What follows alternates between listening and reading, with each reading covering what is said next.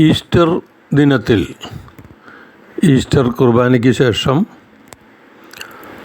BJP സ്ഥാനാർത്ഥി ശോഭ സുരേന്ദ്രനും LDF സ്വതന്ത്ര സ്ഥാനാർത്ഥി NMR റസാഖും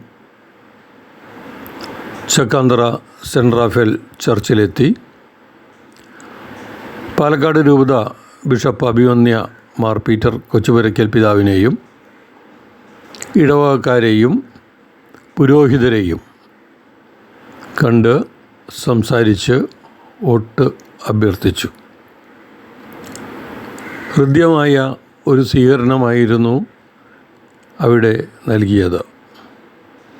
എല്ലാ ഇടവക അംഗങ്ങളെയും നേരിട്ട് കാണുകയും ഇരു മുന്നണികളും വോട്ട് അഭ്യർത്ഥിക്കുകയും ചെയ്തത് ഏറെ ശ്രദ്ധേയമായി.